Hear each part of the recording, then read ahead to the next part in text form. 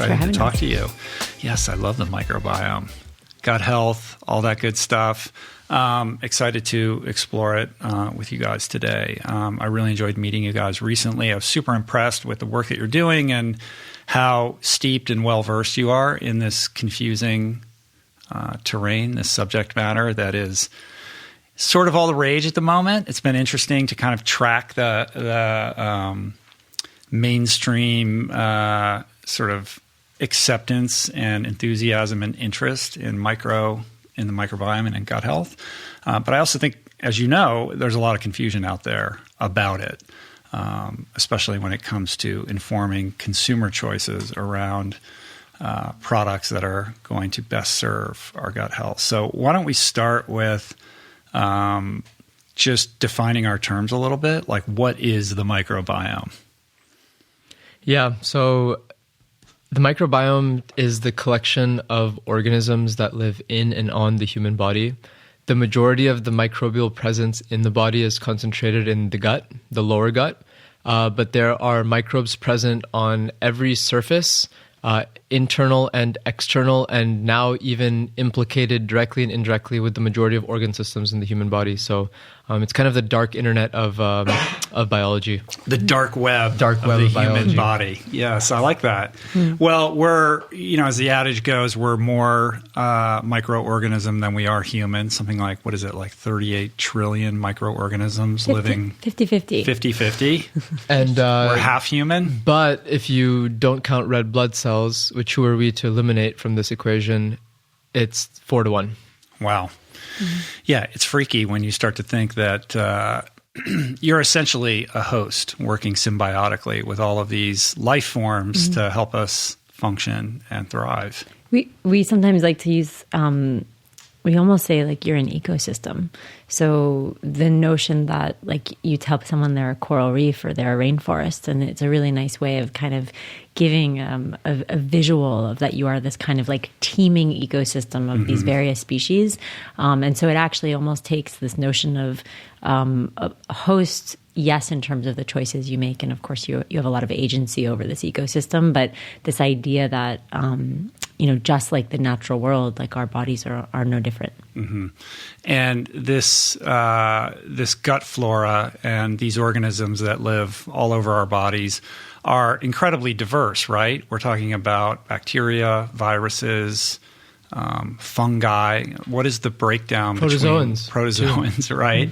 They live in our eyelashes and stuff like that. Well, they live in the gut. I learned very recently that they're the predators of that ecosystem, so they go around feasting on bacteria. There's a whole the universe happening that we're consciously unaware of, right? And so let's define our next term, which is gut health. What does that mean? I think the best place to start with gut health is your microbiome. So modulating the microbiome to have functional effects that improve your status of health. And the second is that before you even get to the microbes is a long, winding, complex tissue system that both needs to ward off pathogens, but also selectively absorb nutrients. And so in terms of reconciling those two somewhat at odds skill sets requires a very specialized set of skills. And there's a number of ways where the integrity of those barriers, the inflammatory responses, the metabolites that are produced, the signaling, nerve signalings, I would put under the category of gut health as well. And I think it's important to your point about like defining terms. So what people refer to, so there's like what the public and like, kind of consumers believe about gut health, which is often gets conflated with the microbiome. So there's this idea that, your gut is your microbiome, and that is where the majority of these microbes reside. But what has happened, I think, a lot in like the public perception is that there's this notion that, your gut is your microbiome, and therefore what a lot of products have tried to do, and particularly a lot of like dietary recommendations have been like this notion that, once you kind of understand that either you're missing some bacteria from this ecosystem, or you could kind of like balance or restore it, and eating specific foods, and so there's been like kind of a lot of conflation between this idea of gut health and the microbiome, whereas what versus what Raja said, which is if the microbiome is all the microbes that consist of, of the different ecosystems in your body, which includes your skin and all these other external surfaces. Right. And so it's an important distinction. Yeah, the gut biome. In the Venn diagram, the gut health is a subset of the microbiome, which is the macro ecosystem of our bodies. And when you start to think of it in those terms, the permeation between human being and, the environments that we navigate starts to kind of distillate a little bit, right? Like we are our environment, and there is no hard line that distinguishes us from these organisms that we host and the environments that we kind of navigate and inhabit. I'll give you another way to say that. If you think about it, it's of course so obvious to everyone that your skin is an external surface.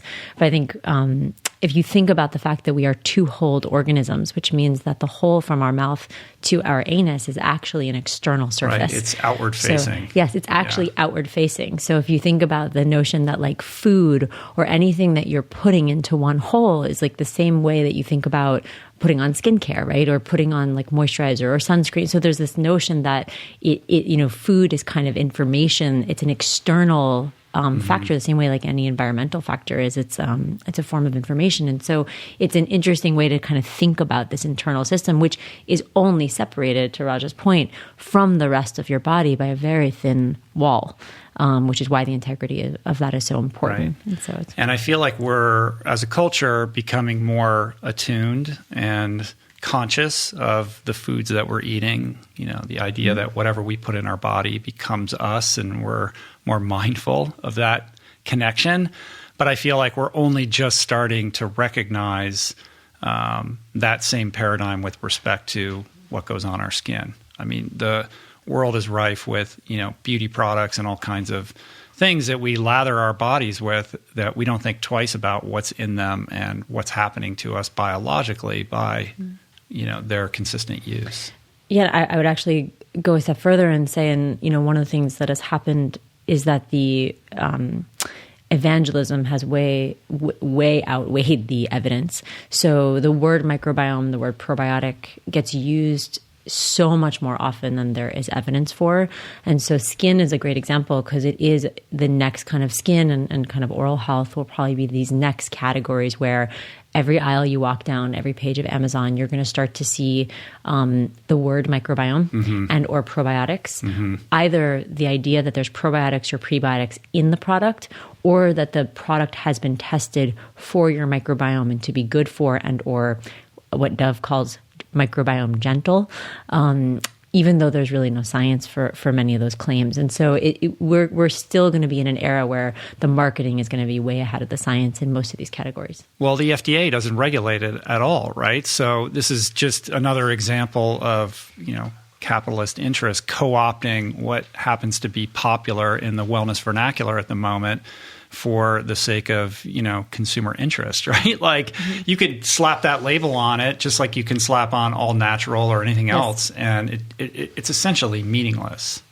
It has become less meaningful, but we obviously think that there's a huge opportunity in creating a standard for what does constitute a probiotic and actually kind of stewarding, through your point about definitions, what actually is the scientific definition of a probiotic, which Raja just wrote a paper on. Yeah, well, let's talk about that. We're defining our terms here, so let's define the term probiotic. Yep. So probiotics are live microorganisms which confer a health benefit on the host. There's a couple of key definitions that are sub-definitions within that. The first is, if it has not been tested in a human population for the claim that's being made, then it is not a probiotic. So that means double-blind, randomized, placebo-controlled studies scientifically looking to show that organism has a probiotic effect. One popular trick that we see a lot of commercial interests and corporations use is they'll test a probiotic strain for one very specific or small or niche outcome, like, let's say, antibiotic-associated diarrhea, for example. But then they'll position the product as if it has utility for a wide audience preventively or proactively, and there's just no information to suggest that. So I think that we really want to see companies and researchers. This isn't even just a company's thing. This is the term and in the lexicon is used and thrown around to basically capture any organism which could have a benefit, or that's theoretically could have a benefit, or even just anything that's been fermented. That's how broad this category has gone, where all fermented foods are now being positioned as probiotic too. But or lysates, right? Like in skincare. Yeah. So lysates are organisms that are heat killed and then ripped open, and just the cell wall is being used and applied. And those are called probiotic all the time.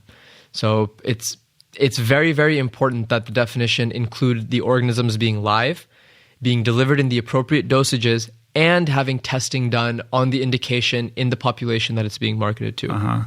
Well, you're I don't know what his title is, Chief Science Officer. This guy, Dr. Gregor Reed, he was one of the guys who basically co-founded how we define these terms, right? Yeah, for the World Health Organization and the UN. Yeah, he chaired the panel that actually authored the scientific definition in 2001 for the UN and WHO. Dr. Reed's published more papers on probiotics than any other scientist in the world. Which he reminded me when we were co-authoring this paper together, that he's authored 527 more papers than me at one argument we had.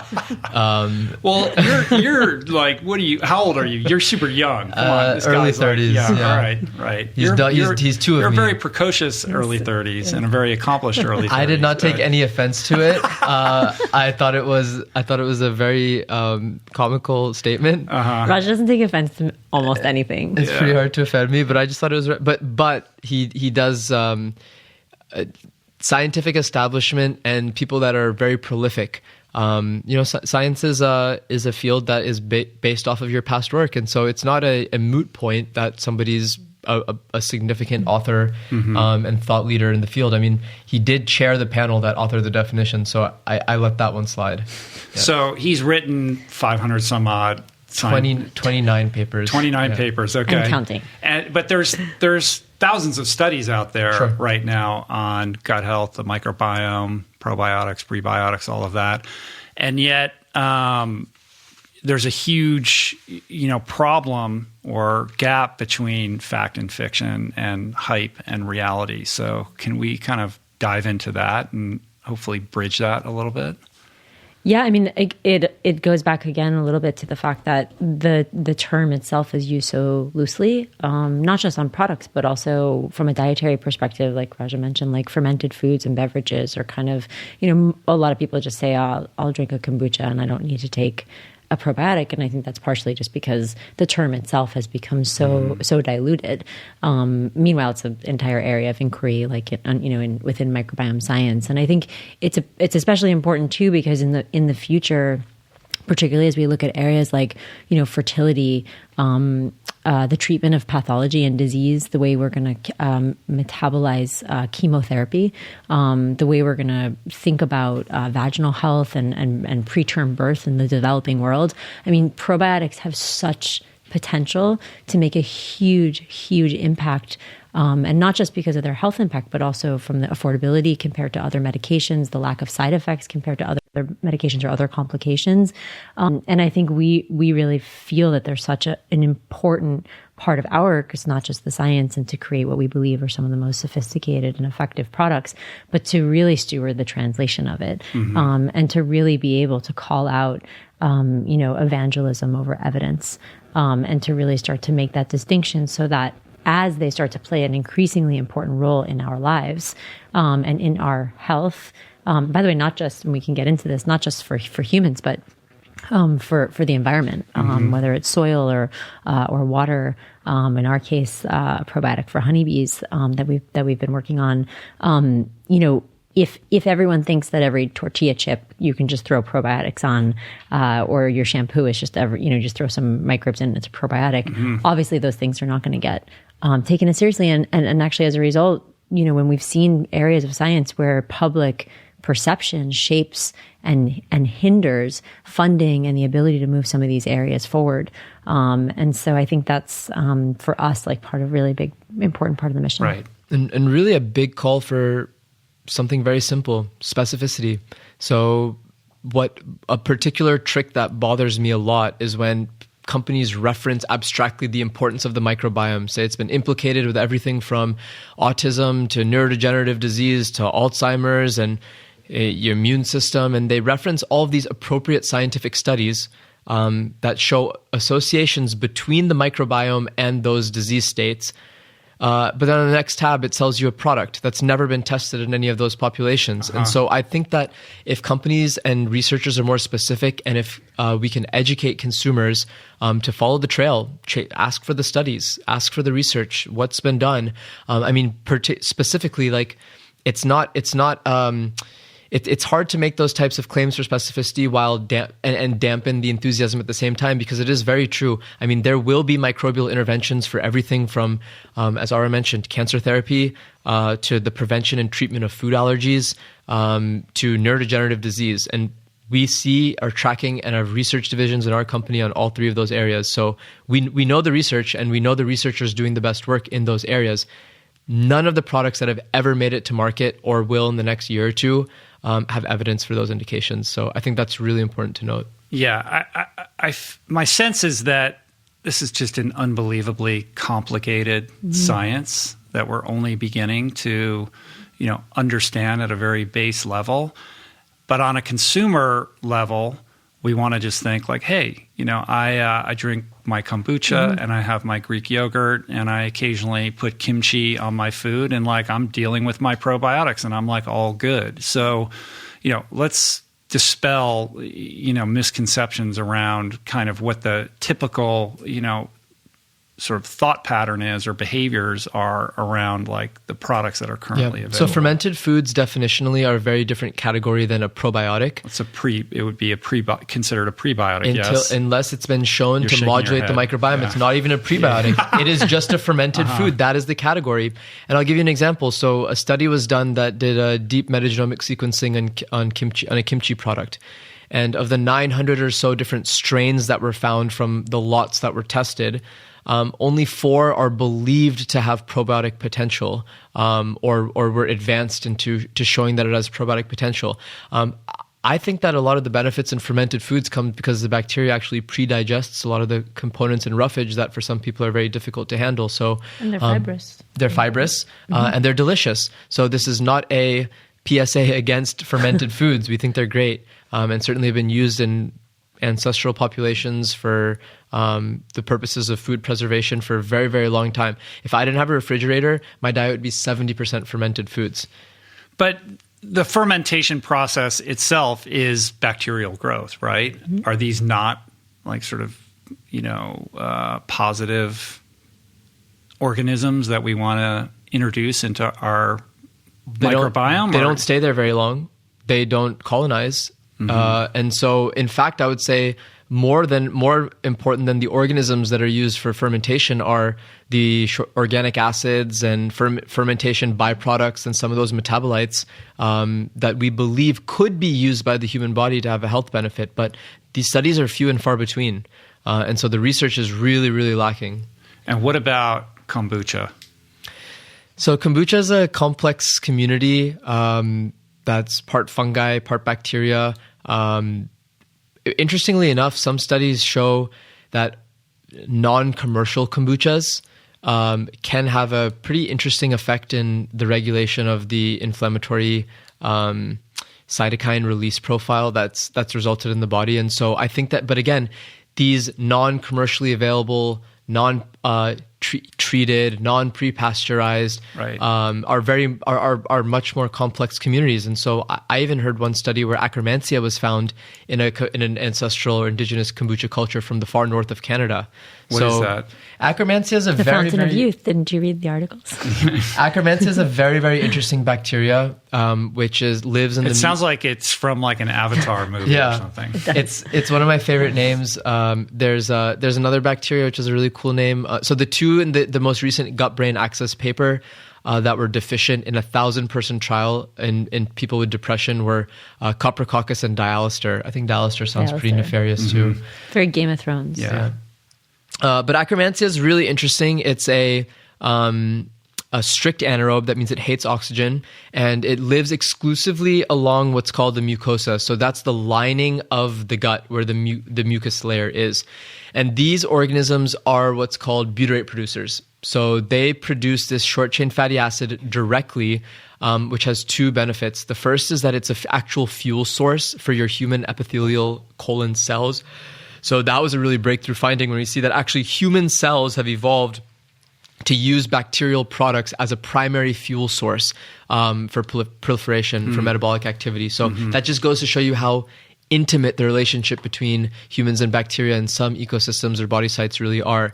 And the second is butyrate, we believe, signals systemic processes in the body. So one of our research tracks is also looking at the role that butyrate has on regulating type 2 diabetes and actually making the body more effective at clearing glucose from the bloodstream with the same amount of insulin. So that's wild. These are some really cool bugs. Right. And actually, the way Raj is describing it is like a really important distinction, just because you were talking about how to like break this down for like the general consumer looking at probiotics. So it's really important to think about that a microbe could be taken, so you could actually consume bacteria to have a specific effect that it has been studied for, which is very different than the way probiotics are currently marketed, which is this idea that it's good bacteria, that you have some good bacteria, but that you're missing some in your gut, and that you take a probiotic and it puts it back, which is two very different ways of thinking about them. But the scientific definition is the former, which is that you consume bacteria that has been demonstrated to have an effect on the human body. And so, and that's the difference, which is, and where the marketing is right now is this notion that you kind of like restore or put the good stuff back, versus that it has an effect in the body, and that by taking it continuously, because probiotics are, Raja was talking about colonization, which is another good myth to bust, and that there's a lot of people who think that a probiotic must colonize in order to quote unquote work. But in fact, probiotics are transient, which means that they do their work kind of on the road, on their way through your body. And so that's an important distinction that I think a lot of people kind of don't understand. Yeah, that's new to me. Like I thought, okay, you take this, you sort of seed it, to use your phraseology, and then you colonize it and you populate it and you feed it, and you're like a farmer to your own gut, right? But now you're saying, well, there's a different term for that, and it's called a fecal transplant. Yeah, well, I wrote that down. That was one thing I wanted to talk to you guys about. I envision a future in which there are high-end Tony salons where you go in and get your artisanal fecal transplants to meet your every need. Biodynamic poop in a pill.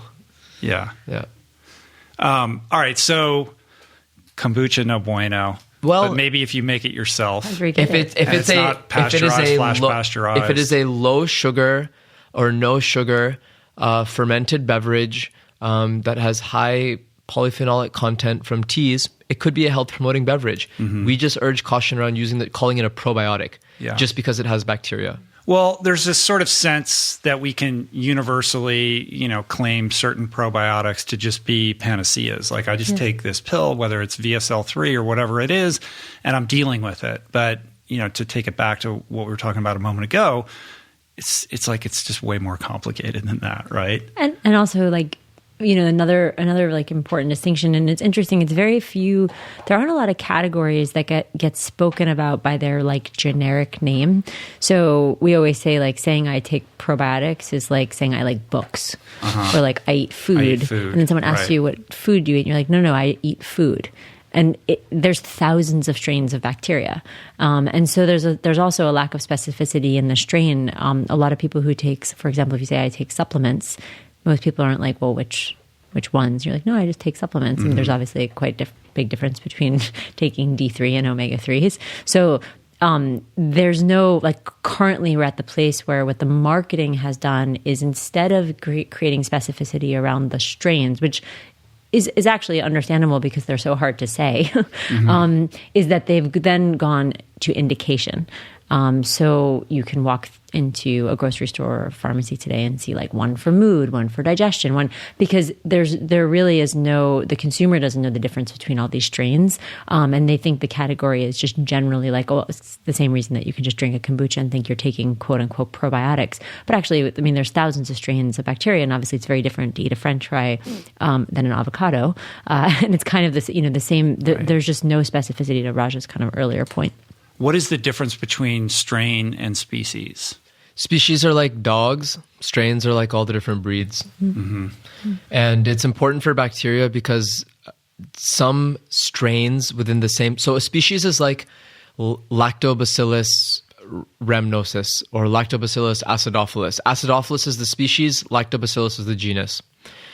Strain is what comes next, and that's within the Lactobacillus rhamnosus or within the Lactobacillus acidophilus. Those are strains within the acidophilus species. And for one particular species like Lactobacillus reuteri, which a lot of people have really latched onto because MIT basically gave it to mice and their fur became very lustrous, and they started to exhibit signs of youth and vitality and reproductive behaviors of younger mice. And so everyone got really excited thinking that, yogurt makes you young again. But there's some strains of reuteri that are 70% genetically different from other strains of the same species. There's no other taxonomic species. There's no other category of the tree of life where you find such difference within at the species level. It's insane. So specificity, again, at the strain level, some strains of the same species are shown to help IBS. Other strains of the same species make it worse. So it's right. So when you buy a probiotic product and it says, I forget the acronym they use, but 800 CFU. billion strains of this, that, and the other. Like how do we as consumers try to understand? Yep. So there's two main tricks that are used. The first is that they'll call out the species. If you look at the back, they'll have two Latin words and not a strain designation. So they'll just take these generic species that have the highest yield because they're cheaper to manufacture rather than the ones which are rather than discovering and doing clinical work. I mean, it's a bit insulting to us because we're a pretty deep life sciences company that has multiple ongoing trials and human clinical support for all of our strains. And, that's the first big trick. And the second is a large number on the front, which actually doesn't mean anything. That's just the number of colonies that those organisms find. So if a strain is very impotent, then sometimes brute force can be effective, like the VSL3 operates on the brute force approach. But there have been some probiotic studies that show efficacy with as little as 2 billion. And there's even some studies that show that there's efficacy when the organisms are heat killed or they're dead. So there's no direct relationship between the number of organisms or the size of the car and the intelligence of the driver. So it's... Yeah, it sounds impressive though. Yeah, I mean, and I think what has happened is that marketers realize that you could merchandise, you could have, it's kind of like many other categories where you have like maximum strength and regular. And they realize that the higher the CFU number, the consumer would believe the stronger the product, and therefore therefore more expensive. And one of the other loopholes that happens too is that they will reference some clinical studies or research. But if you go back to the research, the dosage that was used in the clinical study is not the dosage that's in the product. Or it wasn't their strain. They'll be referencing research at the species level, not at the strain level. And so there's a lot of tricks to the labels that we get asked all the time. Well, then how the hell do you know what to buy? Right. And yeah, people are not going to go to PubMed. The answer is why we started this company. Yeah. So it's a hard. Raja always says, "Well, you got to ask the company. What are your studies? What are your?" And he is. You are right. But the burden part of the reason that we founded Seed and of course in all the ways that what we've talked about in terms of where we see the future of microbiome science going as it can impact consumer health is important. But a lot of why we started it was that there was no specificity and precision and really no one to trust because we don't think the burden should be on the consumer. It can't be. It can't be because even if they got the study, they wouldn't know what to do with it. Right. And I think we felt that there was a huge opportunity. And scientists as well, I mean, one of the things and one of the reasons that many scientists don't put their name on consumer health companies is because they don't operate with the kind of, it's too easy to do those loopholes and to take those shortcuts. But when you have scientists that have tenure or academic standing or are funded by government grants, they can't take those risks. Right. And so one of the reasons that they do end up more involved in kind of drug trials or drug companies or biotech companies is because they are going through FDA phase trials, which do have regulatory around them. And so what we really wanted to do was say, well, how could we create that self-regulation? And what would that mean as we start to think about creating that new standard of bacteria? Right. So explain how it is that, what it is that you're doing that's different. So across our division as a company, we have everything from consumer health products to areas where we're engaging with the FDA to make prevention and treatment claims for disease. So we put the product or the category in the box that is best suited for that area. Our first launch was to actually, to Ara's point, make a lot of, bring clarity to this consumer health world of bacteria that could be beneficial, not just in a way that's integrous to the science, but in ways that could benefit otherwise healthy individuals. And so we don't think that probiotics should, or the ingestion of live bacteria, one of the things that has resonated really well is that, for the majority, all of human existence, the only levers that we've had to impact health are diet, lifestyle factors like exercise, cessation of negative behaviors like smoking or being sedentary, or drugs. And now we're finally at a stage where we can harness the power of microbes or bacteria to improve or to push that vector proactively in many different ways. And we design studies and tests that actually corroborate this for healthy individuals. So I'll give you an example. We actually designed a test for our product where we take intestinal epithelial cells, which are the linings of the gut, and we apply an aggressor. So an aggressor in this case is lipopolysaccharide, which are endotoxins from negative bacteria that are in your gut. They're actually the most potent inducer of an inflammatory response. So in the clinic, they're used to replicate a powerful or induce a powerful inflammatory cascade, and a number of other different areas. And we tried coating them with our strains before, and then inducing the inflammatory response and then applying it afterwards. And in both cases, we found not only does this quickly down-regulate or dampen the inflammatory response in your gut that results in barrier breakdown or barrier disintegrity, but it also protects the severity of that response to begin with. So that's a really interesting way that people have never, there's a number of things that on a day-to-day basis can cause a breakdown of barrier function. High-intensity interval exercise training is one of them. And normally people associate that with being good for health. Alcohol, NSAIDs, antibiotic use, high-fat diets, stress, low sleep. There's a number of conditions that are associated with, and then of course, crowded places. What is it? Crowded places. Crowding. Yeah. Crowding. Stress, anxiety. Yeah. There's a number of, and so someone once asked me, well, can you hypothesize why something like high interval training would cause a temporary loosening of the gut barrier? And I said, well, there's no way to possibly design a test for this, but think about it, kind of in a primitive time, if you had severe exercise or were in pursuit of something, wouldn't it be a way for your body to get cues as to what you're ingesting or what you're pursuing, or if there's some sort of environmental exposure that you'd want your immune system to come into very close contact with what's passing through that external surface? And so, of course, there's no way to know it, but intuitively it makes a lot of sense. But that's something that a otherwise healthy individual could benefit from on a day-to-day basis, is maintaining barrier integrity for the entire length or duration of that of that organ system. And so that's one area. But back to your question about how and what we approach and what makes, I think, our research tracks different. So we assembled a collection of strains from top academic labs, from academic collaborations and commercial partners from all across the world. Our fermentation and our academic partners are in Scandinavia, they're in northern Italy, they're in southern France, they're in Japan, they're in Cambridge, Massachusetts.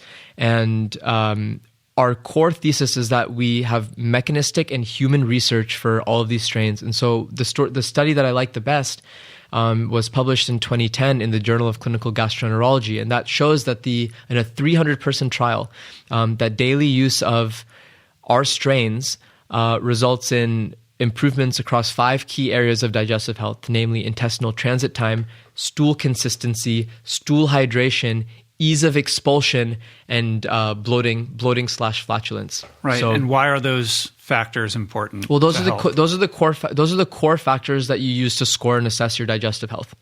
So, if you're having appropriate muscle contraction, so food's moving through at an adequate rate, if your stool is of the appropriate consistency, which means that microbial activity is sufficient to metabolize your food into appropriate stool, if you're not straining, which means that you don't have constipation or constipation-associated effects, you don't increase your risk factors for hemorrhoids.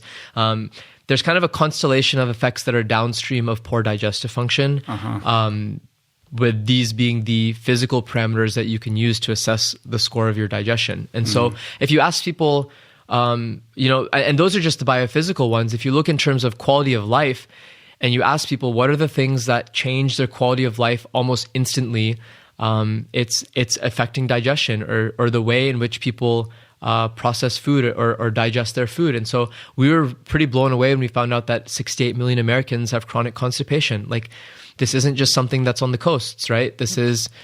Yeah, I was going to say, what you know, of course, is related to, of course, the lack of fiber in our diets. I wonder how many of those people are taking some form of opiate, that's exacerbating that or proton not pump eating inhibitors, absolutely many things. I mean, one thing that is striking and kind of amazing is the extraordinary rise in gut disorders and gut permeability issues, everything from IBS to Crohn's, ulcerative colitis. Like, when I was younger, I didn't know anybody that suffered from these problems. And now, like, it's, you just hear it every single day. People are really having problems with this. So going back to this idea of us being, a microorganism, us as humans being a microorganism and the macroorganism, my sense is that these problems are much larger than, hey, you should change your diet. Like, it goes to,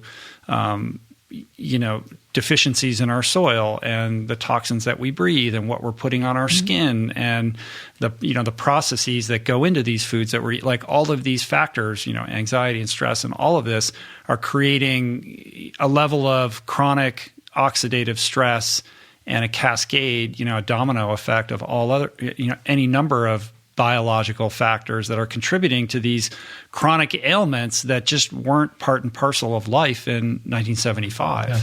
That emanates directly from the hygiene hypothesis, which is, as we've become cleaner and as we've become quicker and to treat, and we do so more frequently in some instances where there's nothing to treat at all, that we remove these the diversity of microbes that we're exposed to, particularly in these windows of development. So there's a couple key windows. The first is the moment and first days of birth.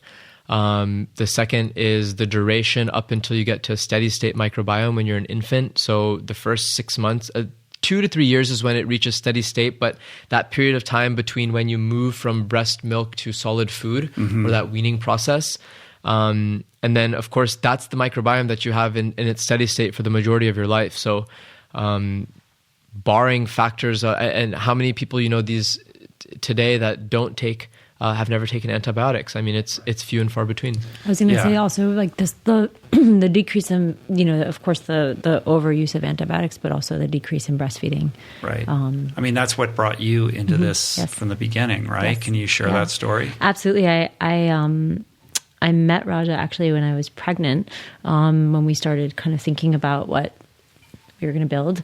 And I think that, I've always been somebody who's been really curious about how, particularly with the rise of wellness, it seems like we've moved further from science in some ways, and partially due to how powerful some of these marketing ideas are, and I think how much agency they the illusion of agency over our health in some cases with some products, amplified by a general distrust of that's out there based upon past experiences that people have had. And I think, one of the things about science too is that it does get fairly conflated with like Western medicine and big pharma. But there is this methodology of science that I've always found like really just intriguing and actually quite spiritual, and which we can go into if you want to. The deeper you go, the more spiritual it gets. Yes, science very much good. So. Yeah, I mean, it's a methodology of asking a question and having running an experiment with no attachment to the outcome. So, for the way that Raj and I kind of got to know each other was very much through, and particularly when you're pregnant, you're bombarded with, the internet knows you're pregnant. So every algorithm, every ad, the retargeting, it's incredible, just kind of the messages and not to mention many people's unsolicited opinions of what you should and should not be doing and eating and taking. And so I think it was really through our getting to know each other. And of course, as you've heard today, I think Raja has such a unique ability to kind of synthesize and be able to communicate and kind of really think about these ideas from a place that's actually not grounded in like, well, how do you make a lot of money from this? But actually kind of like what really best serves the human in development. And he, when we met already was starting to think about this kind of critical window of development, particularly around the microbiome. And I had actually just come out of, just before I got pregnant, a miscarriage, and I had resigned from my previous company. And I was really just thinking about what I wanted to create and use these, my skills for, and what I wanted to put out in the world. And a lot of what we started talking about and how we really bonded was around kind of, this translation, this translational piece. Well, who is going to build this bridge between science and, in our case, the microbiome, and the science that was coming out of that, and getting it to humans and consumer health. And so we were really building, but it wasn't really until after I had my child that I could only supply about a third of his breast milk after about 4 months. And after you spend a year focused in the space and really understanding kind of this critical window that Raja just spoke about, it is quite actually heartbreaking when you know what you should be doing and what you would like to be doing, and that the only answer is that someone just says, get the expensive stuff from Europe, which is just not, to an entrepreneur, is like the last acceptable answer, and to a mom is like unacceptable. Right. And I think that was really like my inception point, just from like obviously, as many women know who are probably listening right now, right when you have a child is not the first moment where you're like, I'm going to start a new company. But it really was for me like an aha moment around, well, really, who is creating this bridge? Because if that's the best answer, and I had access to great doctors, to people who were supposedly quote unquote experts, it just wasn't, there was no acceptable solution. And I think, particularly when you look at how fast the understanding that infants developing microbiome is progressing in the scientific space and in academia especially, we really felt that we could at least start the company from this notion of, well, what would it mean to create the evolution of formula and supplementation options for women that couldn't breastfeed, or who made a choice to stop breastfeeding. And so that was really where seed started. Seeding being the biological term for an infant's first exposure to microbes, kind of the seeds of their microbiome. That was really where we began. And when we started building, and we realized we were building this extraordinary bridge between the academic science and some of the most cutting edge and leading researchers in the world in the space, and the ability to and especially through Raj's expertise in the translation and how that would make its way to a product, we realized that there was this huge opportunity to really take that platform and then start applying it to other areas where we felt the research where a product would not reflect evangelism over evidence, and where we felt that actually there was sufficient evidence to substantiate creating something that we thought could be really impactful in someone's life. Yeah, I want to get into those downstream products that you're developing right now. It's super interesting. But while we're kind of here on childbirth, child rearing, you mentioned, Raja, a moment ago, that an infant's microbiome is essentially locked in at birth. Is that fair? No, so in fact it's totally a blank slate at birth, going up to birth. Okay. So if you want to hear a little bit of science drama, I love science drama. We love science drama. There's two opposing fields, and both are led by incredible female scientists that are very strong and opinionated. And at conferences, everyone knows it's uncomfortable when they give talks right after each other. Do they fight on Twitter? Some version of that, usually it's in the peer review it's in the peer review sections of journals, and is where they go at after it. each other. But one believes that the infant is not born sterile. In other words, that in the mother's bacteria from her mouth migrates through the body into the developing infant prior to the moment of birth. Through the canal? No. It migrates through the body. Like the ingestion of oral microbes migrates into the baby across the placenta. While the baby is still, what is it, in utero? Is that the term? Mm-hmm. And then the other camp says absolutely not. Bacteria evolve too quickly. If one bacteria was able to do that, another would quickly learn that skill set and would go and hijack it, and our infant mortality rate would be much higher. And then the other camp says, well, look at this 360 or so person data set that we found showing that is the case. And the other group says, no, that's contamination. And so it goes back and forth a little bit in that way. But then the other main school of thought says, the infant doesn't have any organisms until the moment where it passes through the birth canal. Right. And then that's where it picks up the mother's lactobacilli. And if you think about it, humans are the only mammals, or certainly the only apes, that give birth in a hospital on their back on a table. I mean, normally the way that the human posture would be designed would be something of a hunching or leaning over process. And you could imagine that alongside microbial exchange, there'd be other bodily substances and fluids that would be expulsed. Is that the word? Sure. Is that a word? I think it is. It is right now. Yeah. Although, at that period of time. I think a lot of women expelled. would argue that there are many other bodily fluids that are still expelled, even in a hospital bed. Great. Well, then I think we should. But the infant is rushed away and cleaned off. And cleaned right off. We should do a right. study. I bet those infants have less allergies than ones that are not. Yeah. But to get to the point of it, like, those fluids during a vaginal birth are absolutely critical in forming the microbe. There's a trifecta of way. There's 3 core ways that you can impact the microbiome for infant that we believe that an infant should be exposed to: vaginal birth and access to bodily fluids, breastfeeding, and not consuming antibiotics or cessation of antibiotic use within that first six month window of time. And also there's microbial transfer from the mother's nipple, areola. Mm-hmm. That is, it's where most of the bifidobacterium reside. And even, again, there's strong evidence now to suggest that breast milk isn't sterile and that there's that you get beneficial organisms in breast milk itself. Mm-hmm. So why breastfeeding is so important? Of the 3, the most important is breastfeeding.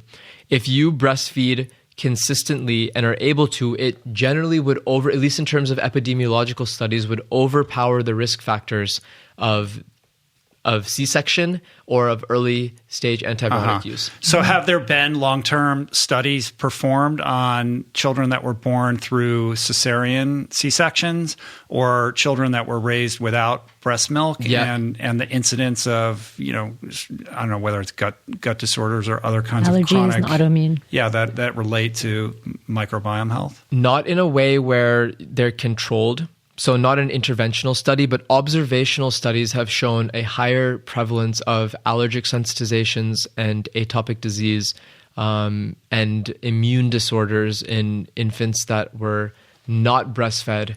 Or again, it's confusing because usually cesarean or antibiotic use or not breastfeeding, it doesn't cluster neatly into 3 perfect categories because usually someone's that...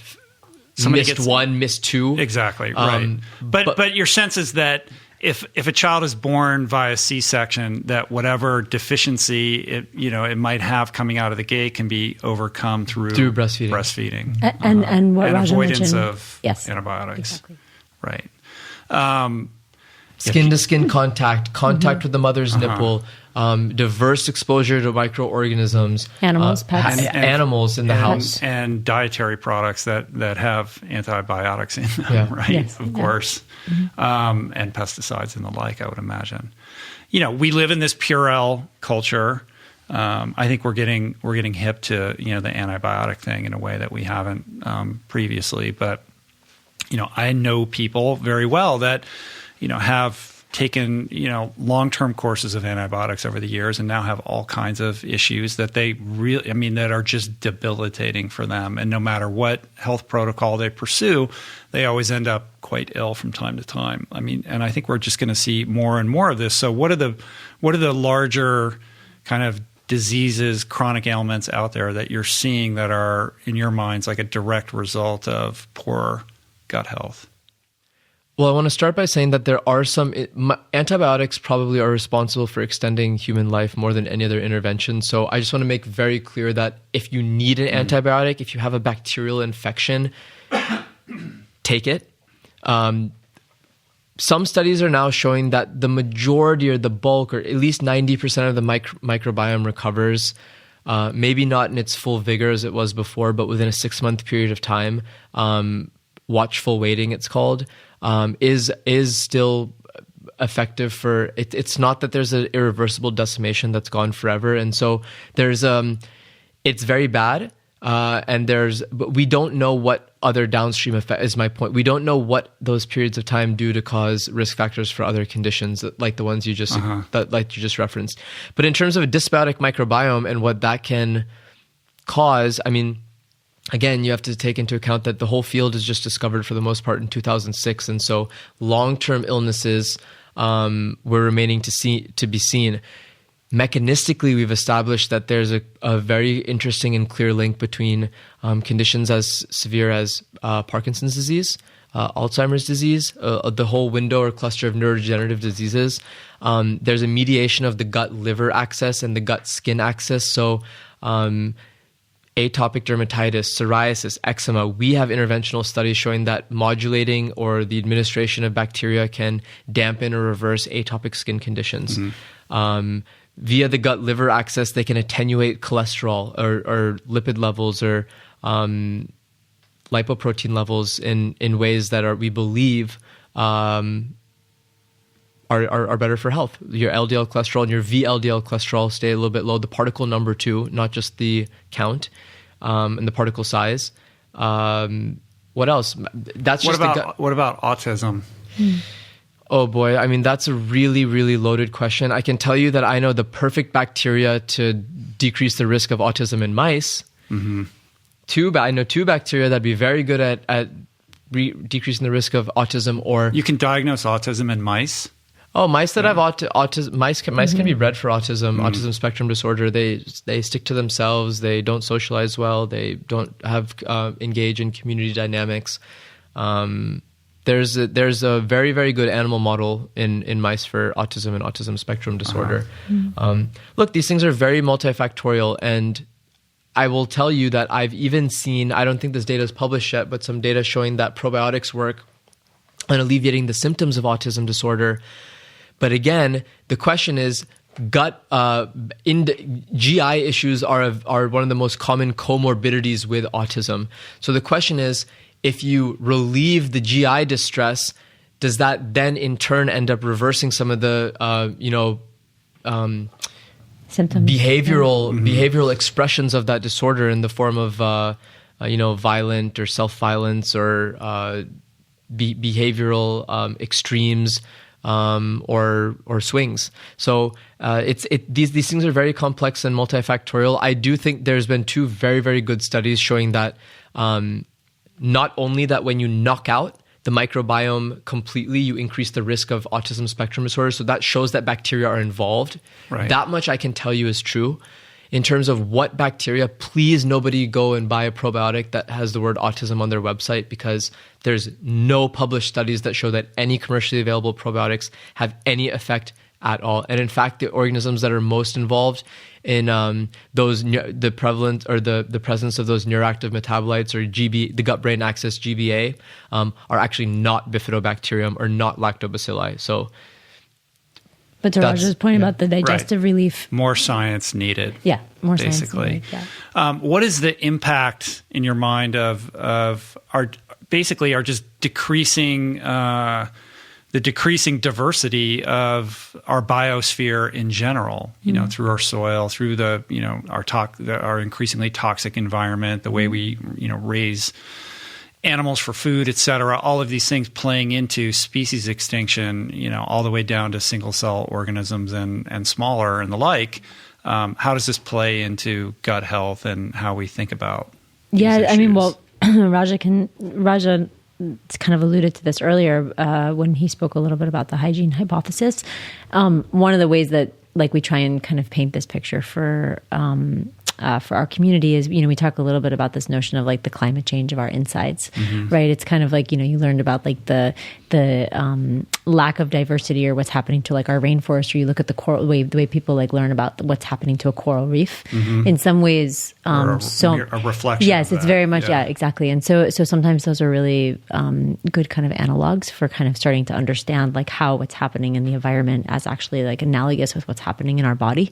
And as a result, obviously, many of the things that Raja just spoke about. And so, one of the things that we are looking at from a seed perspective, and we have a division of our company called Seed Labs, which is where we start to look at the way in which microbes could be a part of the solution. So like honeybees are like a really awesome example. Yeah, you guys are doing something amazing. Yes, with this right now. and actually about to there'll be a paper published actually this summer about some of the first field trials for honeybees. But this looked specifically at the impact on the honeybee gut of neonicotinoid pesticides, and so the ways, and we have other projects that looking to your point, you brought up soil, and of course in our world we're looking at other ecosystems, and also even how microbes could play a role in the cleansing of water, for example, and even like the creation of more sustainable materials like bioplastics. But on the honeybees, I'll let Raja can speak a little bit more about the science. I'll start by answering your question. In the two most dense microbial communities on Earth are soil and the human gut. So it goes to show you, we're depleting both. Both. Right now. There's that's to start with the definitions or a truism about. I think that's a really, really interesting place to start. Getting dirty is good. The healthiest, the sexiest microbiome out is the Amish microbiome. These guys don't get sick. They don't have allergic sensitization. They don't have chronic degenerative diseases. There's even been studies that are published and peer-reviewed in scientific journals showing the inverse relationship of the all modern diseases in Amish populations and its relationship with microbial communities that are found in those areas. So I never thought I'd say those words, but the Amish really are leading the way. The more I learn about the Amish, the more convinced I am that they've really figured life in a way that we haven't. They keep coming up on the podcast. Was it Blake? Was it Cal Newport who was talking about the Amish? And basically we were talking about their relationship with technology and how they think about innovation in terms of its usefulness to the community. They're not totally Luddite. They run an evaluation of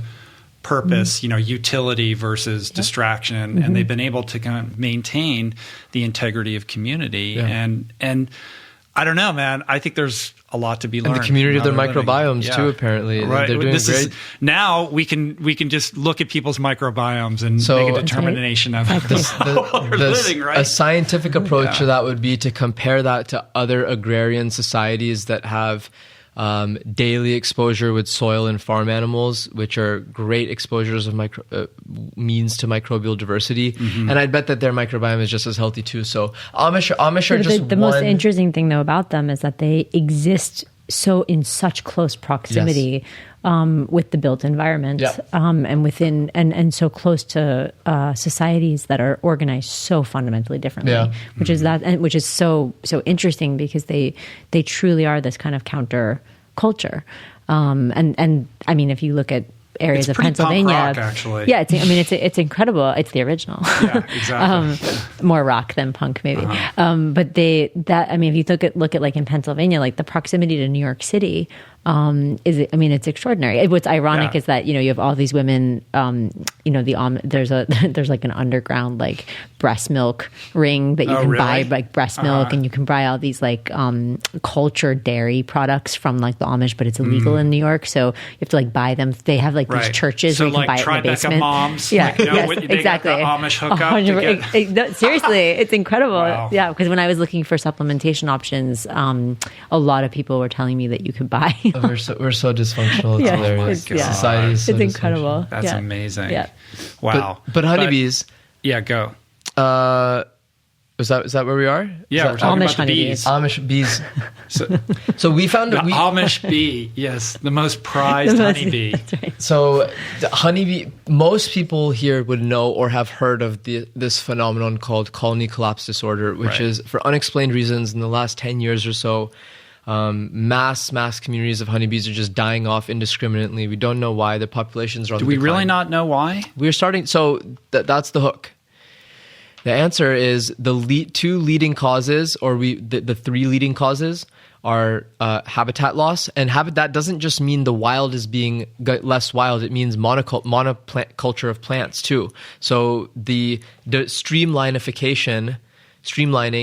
That's a word. That's agriculture. streamlining Yeah. of The agriculture. lack of diversity that exists Lack of now diversity. in these places. Yes. The second is is a pathogen called foul brood disease. It's a nasty pathogen that kills honeybee babies in the first 3 days of life. And the third are neonicotinoid pesticides, which the EU had banned last year, but the US still allows. And they're called because they operate in the nicotinoid and nicotinic receptor sites in the brain, which etymologically are related to what's found in the tobacco plant. So much so that if you put a suspension of water with glucose and water with neonicotinoid pesticides, honeybees will pick the pesticide water over the sugar water. And that's a completely crazy finding. And so what it does is it slowly disorients bees, and when it compounds and aggregates in their bodies, they forget, just get so disoriented that they just lose they forget where their hive is. It's kind of it's really morbid in Isn't there some some ways. indication that cell phone signals and Wi-Fi is contributing to this, or is that woo? I haven't done. It is, if it is contributing to it, it is not a. I mean, not top three.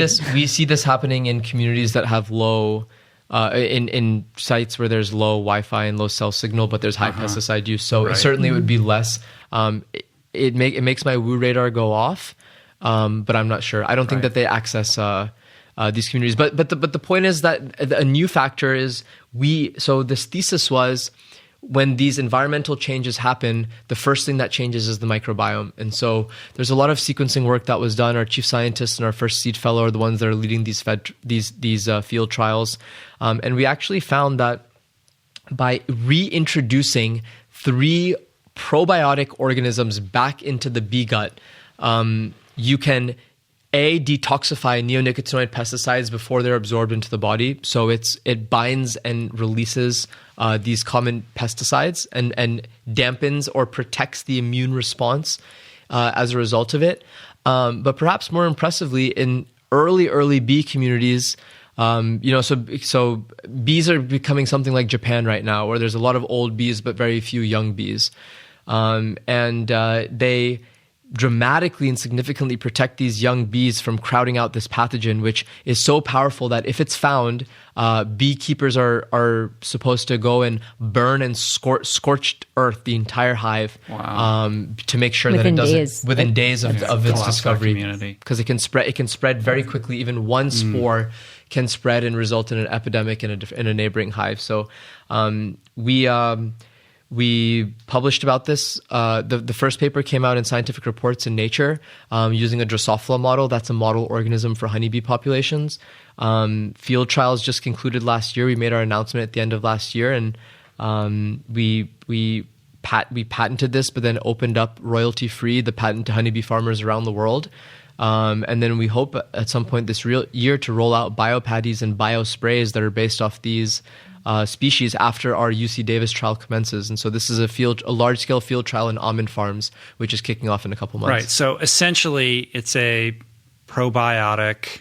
Right now, it's a factor. patty. It's like almost like it's like a pancake And that so you they put in the eat it? hive. Yep. Okay, so they eat it in the hive, and Yes. and that populates their gut flora with something that helps them avoid the negative impacts of these nicotinoid pesticides and of the foul brood disease. So 2 out of the 3 leading causes of colony collapse disorder. Right. And just for people that don't know, like, paint the picture of colony collapse disorder, at its ultimate. Yeah, the bees are the most efficient pollinators that have or ever will be discovered or invented. If we lose bee populations, we lose nearly every single blooming crop or fruiting crop that you find. Maybe some in small quantities root vegetables would persist, but a lot of the diversity that you see from above ground pollination are virtually gone. I mean, models that predict it say that the supermarket, the fruits and vegetables aisles of the supermarket would be decreased by over 90% if we lost the honeybees. Yeah, I mean, the easiest way to say it is whatever you ate for breakfast this morning probably won't be here. And that's all. And there's also other implications like cotton, for example, that have, of course, other implications for other industries and other uses. Right. So it really broadens the aperture on the work that you're doing. This is not just, hey, like we want to create a probiotic to make people healthy. Like it's really an effort to address the declining biodiversity of the planet at large, and the implications or the sort of applications of this science that you're developing are really limitless. And I think also the applications of science that's really often stays kind of guarded behind, in academic institutions or for many reasons, often doesn't make its way to humans or for other applications that can be immediately kind of put to use and to make an impact. So that's part of kind of the bridge we've built and very proud of. Yeah. One of the things that really blows my mind about the microbiome in the human body is this developing science and awareness around the connection between the gut and the brain. Mm-hmm. And my first introduction to this was through these studies that were done on cravings. And essentially, in my most layman ability to describe this, what I took from that was that your microbiome can literally essentially hijack your nervous system and signal your brain to crave certain foods that feed the, whatever it is that flora actually needs to feed on. Is that accurate? Can we talk about that? Because that's crazy. We think of ourselves as sentient human beings. We're making decisions. We have self-will and all this sort of thing. We have free will, and yet the idea that these microorganisms that live within our body are actually dictating what we crave and what we end up putting in our mouth is kind of a mind blower. Well, am I exaggerating here? No. So high fat consumption increases the prevalence of organisms that are lipophilic, that just are fat loving, and it's unordinary. Most of the organisms that have evolved for generations in humans are carbohydrate loving or complex carbohydrate loving organisms, and so the community does change. It's unclear whether the microbes are driving that or because your love of fat is changing your microbes. And so it's hard to establish causation, but certainly we find that at least at a macronutrient level, you see these things cluster really neatly based off of what you eat can have an impact in the organisms. And then it creates a feedback loop, right? So I think that digestion and cravings are complex. Sometimes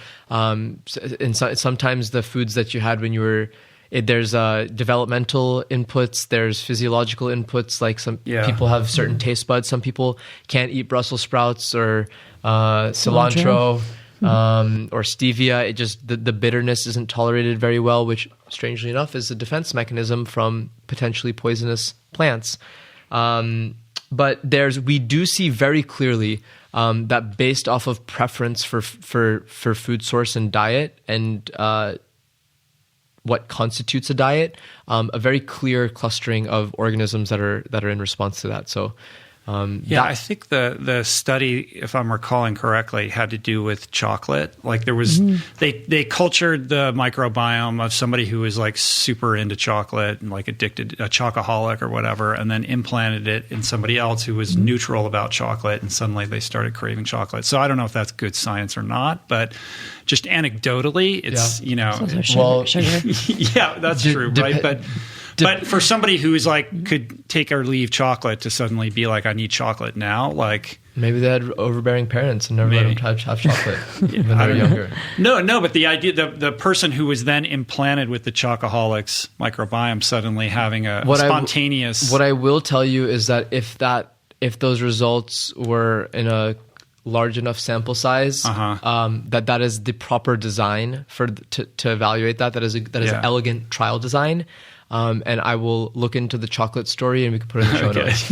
Yeah, I have no idea. I'm very curious. I'm particularly curious. There was a fairly like long press cycle after the appetite and microbes press came out. That was even outside of the chocolate study. There have been some others where they do talk a lot about the connection, and we get asked about it actually quite a bit. But a lot of it, I have not heard the chocolate one yet, but we'll get back to you on that. Well, really the best trial design would be if you knocked out the microbiome of the new person and then put the existing person's microbiome in there if you gave them chocolate, because that could affect your sensory, that could have a lot of confounders. But if you just gave somebody antibiotics and did an FMT of the chocolate lover's gut, all right, design that study, Raja. I'm just saying, that would be the perfect trial design. Right, cool. Let's talk about the impact of the microbiome on some of the chronic ailments that are really our biggest epidemics of our culture, like heart disease. Basically, chronic ailments that are a result of chronic inflammation. I know you guys have done some work around cardiovascular disease and the relationship between. So the three big ones that I think are worth starting with are heart disease or atherosclerosis, metabolic syndrome, particularly type 2 diabetes and obesity, which one could argue is part of metabolic syndrome, but we'll make it its own thing. So heart disease, one of the leading, most recent triggers of heart disease. So there's two, I don't want to get into the nutrition warriors that go back and forth on whether cholesterol is good or bad. And that's neither here nor there for this debate, for this discussion. But we believe there's enough, a wealth of evidence to show correlation between elevated low density lipoproteins or LDL and atherosclerosis or risk factors for heart disease. And so most people don't realize that actually that cholesterol is produced by the liver. It is very, very little, if any, in some people, dietary cholesterol actually enters into systemic circulation. So most of this is endogenously generated cholesterol, which then is recycled. And it can, when it's also released in the form of digestion with bile salts or bile acids, they're carriers of it. So then it's reabsorbed back up in your colon. And so there's a strong recycling process or shuttling and recycling process for cholesterol uptake. And so bacteria actually, many of them can bind to cholesterol, assimilate it in their cell wall, and prevent its reuptake to maintain homeostatic cholesterol conditions. And so that's what we call mediating the gut-liver axis, but in a way that could, without any changes in your diet, or even if you have a genetic risk factor, maintain your cholesterol levels. And so we think that's, of course, very interesting. In other ones, a lot of people have heard about choline, which is converted by gut bacteria into a compound which enters into circulation, which is believed to be the inflammatory trigger for an atherosclerotic event. So, these are really two interesting ways where modulation of either the microbiome or modulation of the microbiome can decrease your risk factor of heart disease. Obesity was the first time that people actually cared about the microbiome because humans are pretty vain. And in 2006, they took the microbiome of an obese mouse and transplanted it in a lean mouse, and vice versa, and their entire profile changed. And so that's when we learned that the microbiome is involved in obesity. Antibiotics are given prophylactically to farm animals to get them fatter for slaughter. Because it regulates metabolic processes, or what is the mechanism? Because energy utilization. And so it extracts more nutrients out of food, whereas fibrous compounds bind to bulking matter for elimination. Right. So it's really interesting. And so again, I don't know which is responsible for the other, but obese people can cluster with a microbiome that's very different than those that are lean. And I'm very conflicted about this because if I were living in a pre-modern time, I would want the obese person's microbiome. It's way better at scavenging extra energy utilization from things that ordinarily people like you or I wouldn't. Right, it's more resourceful and efficient. Yeah, right. It's like a sponge. If you in times of scarcity, an obese microbiome is a good microbiome. The problem is now we just live in a time of abundance, and so it's complicated. That trait could have been passed down as a survival mechanism. Absolutely, and so another example of that is you want to run away from a very large animal. Right. Well, you wouldn't get obese. I mean, you become very tasty. So, is it possible that you can then develop specific probiotic strains that are meant to address specific conditions? Absolutely. And that's why our paper and our comments earlier were intended to not cheapen the term probiotics, because this is the research that's happening now. We have several of these research tracks even within our company, and certainly the scientific community is looking at targeted probiotics for the prevention and treatment of serious conditions that are contributing to all-cause mortality, but also affect a very large number of the human population, a large percentage of the human population. Is there an application for your work that can apply to soil diversity, biodiversity of soil? Yep. So soil diversity is one of those things that, as it progressively becomes less diverse, it's very hard to add back in diversity that was lost. And so prevention is the best for maintaining diversity. But there's a number of ways where bacteria and microbes can dramatically increase the health of our soil and the health of our crops. So I'll give you two examples. So legumes rely on a relationship with nitrogen-fixing bacteria. Otherwise, they wouldn't get or absorb nitrogen, whether it's artificial or used from a synthetic source, or whether it's naturally occurring in the soil. They wouldn't be able to unlock and metabolize it for growth of the plant. And so I think we don't know how many plants have a microbial component that are responsible for either nutrient uptake or their nutritional density, or even legumes are an extreme circumstance because it's the ability for those plants to exist in the first place. And so modulating or protecting or augmenting those soil communities to allow crops to flourish. And the second is a really interesting way where you can look at a lot of different physical parameters of a plant and what determines its health. And so we have a track that we're researching on three key factors of plant health. So this is thicker stems, earlier rooting, and more dense crop or fruit yield, so higher yield. So all three of these things can be altered based off of the application of microbes or introduction of specific microbes back into soil crop communities. And so there's a lot of academic labs that are doing great work in this. There's a couple of companies now that are really, really trying to think about this thing for mass market, mass crop farmer applications, working with farmers to get this out there, sometimes cheaper or at cost with pesticides. And I'd also really, especially important, because one of the areas that they're seeing that you can apply microbes is to increase the drought resistance to a lot of these plants, which of course is going to become increasingly important, right? In specific geographical areas, which is different from genetically modifying them. Oh, absolutely. Yes. There's no gene alterations here. You're restoring or fixing, optimizing is a good word. The microbial community, the microbiome of the plant. Right. Other than the Amish, what other communities? The Amish.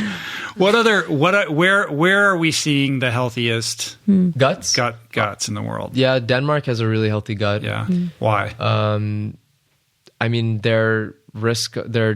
There's a lot of biotech, life science, microbiome, bioinformatics research that's done in Copenhagen. We have a lot of research tracks based out of Denmark. I mean, the diversity and its inverse relationship with the things like lifespan and degenerative diseases are they're pretty high on lifespan and general happiness. My thesis is there's probably a very high correlation between the no homework rule and a good microbiome. Yeah. But actually, one thing that we didn't define at the very beginning that just your question does bring up, which is what is the definition of a healthy microbiome? Because I think that there's a lot of misinformation around like this notion and what we love to do, particularly in the U.S., is create a goal we'll never reach, so we can just live in stress and scarcity. Right, we're really good enjoy at to that. suffer. Yes, Suffering. we love to suffer. So if we put healthy microbiome out beyond the field at the end, we'll just never reach it. And I think one of the things that happens when we talk about that is that there's this notion that there's like kind of an unhealthy and healthy, as if there's kind of one definition of that. And one of the interesting things, and many of our scientists were primary investigators in the Human Microbiome Project, that was $100+ million research project that was initiated by the NIH under the Obama administration, and $100+ million, and the answer was there is not one healthy microbiome. There are markers of a healthy microbiome. Not surprisingly, one of them is diversity, and what they call alpha richness. So, but the diversity is really one of the markers. But it's important because and going back to your very original question about like how are people hearing about microbiome and probiotics? This idea that you should have a specific ratio of one strain to another, or it has to be these specific types of strains, it's very hard for us to grasp that like all three of us sitting here could have quote unquote healthy microbiomes, but actually have quite different composition of them. And I think that's it is really important, because there are a number of companies and a number of kind of content pieces that I've read online, books even, particularly about like microbiome diets and kind of eating for your about microbiome. Personalization or take this test and this is the right microbiome Super for you. Customizing exactly. everything. As if there's this kind of like one picture of when in reality what microbiome. these companies are doing is trying to gather as much data as they can and hitting snooze on actually answering the question of what a healthy microbiome is.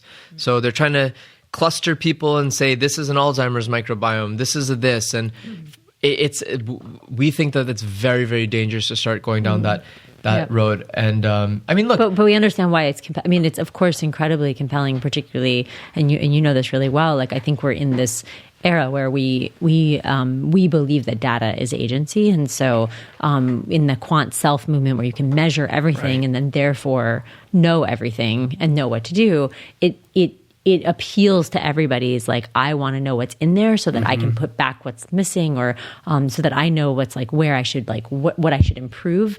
It just doesn't work that way. Yeah, I want to be able to take a sample and send it to a lab and have an app on my phone that's going to break it down and tell me where I'm deficient and what I need to do to fix it, so I can completely optimize it. Right. Yes. But that's not the way it works. Not today. Yeah. Look, the Amazonian Indians have never heard of the term microbiome, yet they have a pretty damn good one. So contrary to everything that we've spent the last hour and a half or so talking about, there's also another recommendation, which is don't overcomplicate it. It's a lot simpler than we might think. It's have a diversity or an input of more than 30 different fruits and vegetables in any given week. That's been the highest correlator of a diverse microbiome. Avoid excessive antibiotic use. Avoid alcohol intake, which rips up your gut barrier. Don't be too clean. Avoid sugar. Yeah. You guys take showers? Huh? Do you guys take showers? I take showers. I had, it's been a long time, but I had, Dr. Robin Shutkan, right? Sure. I had her on the show. It was many years ago, but yeah, her whole thing is like, be dirty, and like, we wash our hair too. Like I basically stopped washing my hair after I wash it like once a month or something like that. And like, I don't use soap like I used to. And it really changed how I think about cleanliness in the sense that, being dirty is the new clean, and trying to cultivate, a healther microflora. It's not, the problem isn't with showers or water, it's with soaps. Right. Yep. What are the other things, while we're kind of on this subject, that people commonly do that they shouldn't do, or habits that they can easily adopt that would be beneficial? I mean, I would also say, I mean, Raja alluded to it earlier, that the NSAIDs, so the overuse, antibiotics, of course, I think, as you said earlier, kind of people are starting to kind of be more wary and taking them only when they need to. But I think we're very happy to pop Advil or Motrin or ibuprofen like pretty easily. And I think that's something that, it kind of is like that new lens, right? Where, as all these things we've always taken and just kind of just put in our bodies weren't tested for our microbial selves. And so things like NSAIDs, for example, are a great area to say, kind of like antibiotics, like as needed. A lot of, I think, people take them very promiscuously and very prophylactically, right? So, you're about to get your period, you're like, oh, I don't want to get cramps, I'll take 800 milligrams of ibuprofen. So, areas like that, I think you can make a really, just like those simple changes that you can kind of start to like think about before you take specific medicines. Having a dog or a pet, for example, spending time in nature. I mean, things that are probably fairly intuitive, but actually can make an impact. Good sleep. Eating more fiber. Avoid crowding. The microbiome has its own circadian rhythm, which is interesting too. Avoid crowded spaces. Balance your time in the built environment with the unbuilt environment. It's funny how nature seems to have rigged everything to get us to live like the Amish. Yes, exactly.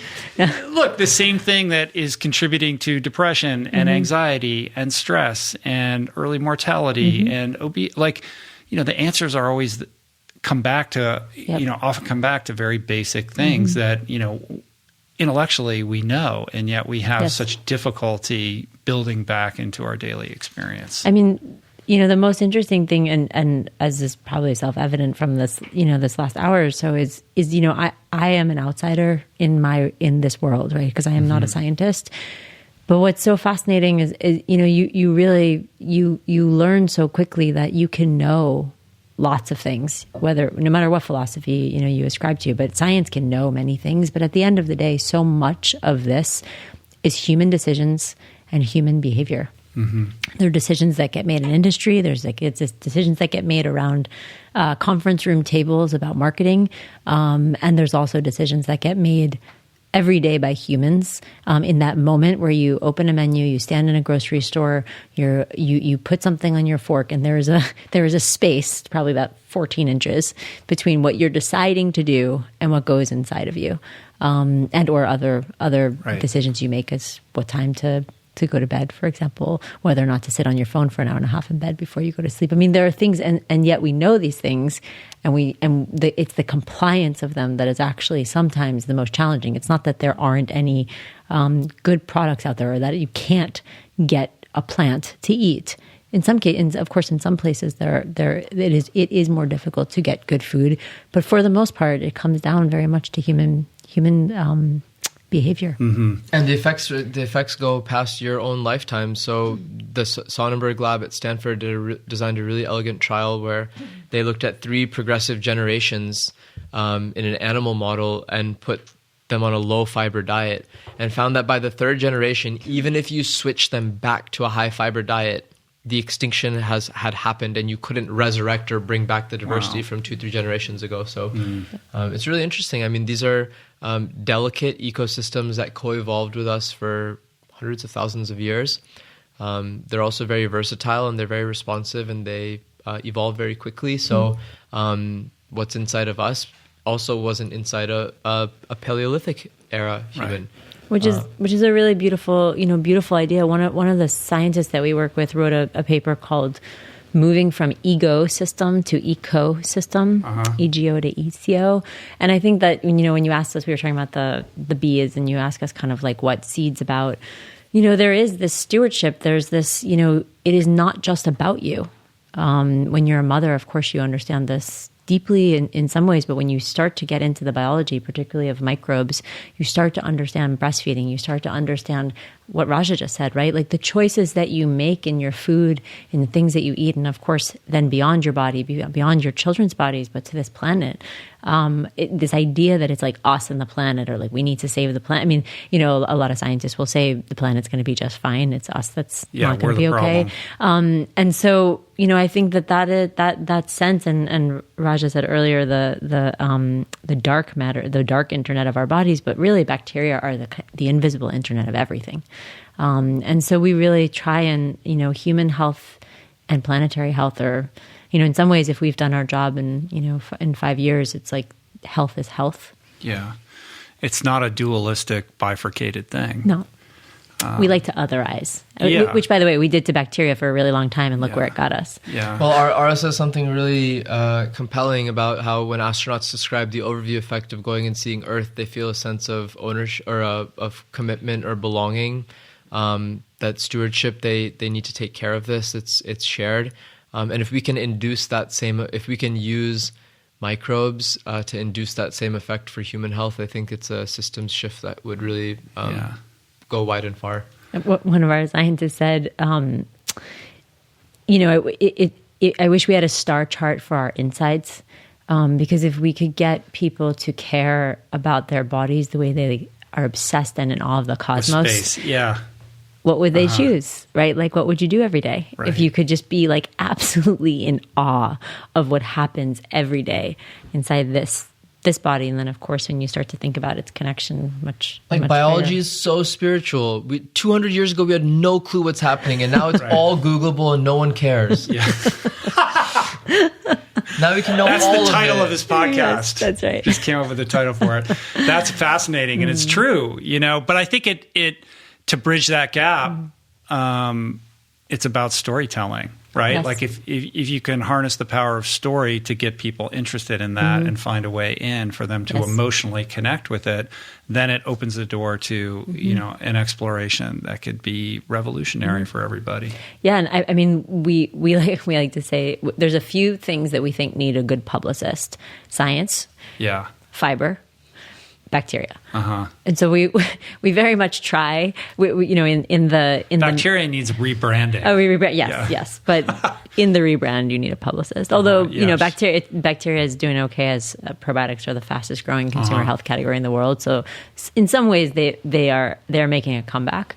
But we think science has a huge communication problem, and you know, there's this notion that it's cold and it's clinical and it's too complex, and therefore, of course, if you see an Instagram with like, or results keep getting overturned, that's science. And so you know, it's you know, look, we as humans, we don't tolerate nuance very well, and I think that, you know, to our detriment, I think a lot of the time, but I think we really believe that, you know, and when you look at the brand, which is hard to articulate on a podcast, but when you look at the aesthetic and the words that we use, I mean, so much of it, we like to say we're a version 30 Google Doc kind of brand, which means that we do obsess and pore over not just the scientific integrity of what we say, but actually how can someone hear this?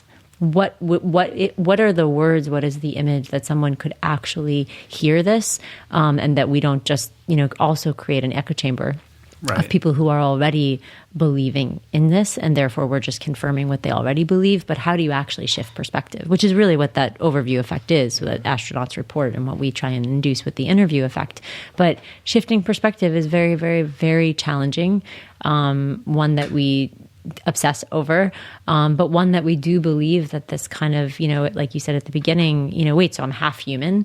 Well, when you tell people they're half human, we think that you have a little permission to hopefully give them a new lens.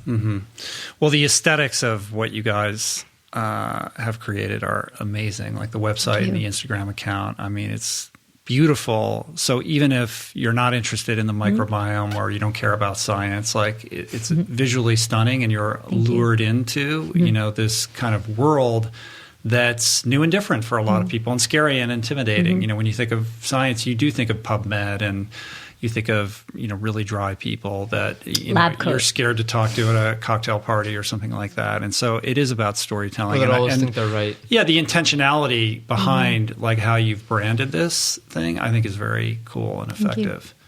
And at the same time, I think there's a populist interest in science that that I haven't seen in my lifetime. Yes. And a lot of it is being driven by social media. Like when you see, like I always complain about, the vitriol and the diet wars on Twitter and things like that, but at least people are talking about it. Yes. They're picking sides and they feel very strongly. Yep. It's like they're arguing about science. Absolutely. People, so if we telescope out, I think ultimately that's a good thing.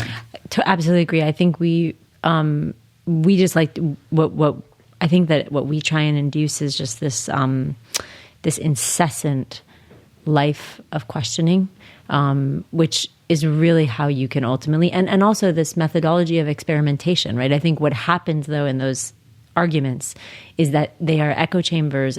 One of the things that I talk a lot about is how confirmation bias is actually the greatest communicable disease of our time. Yeah, it's huge.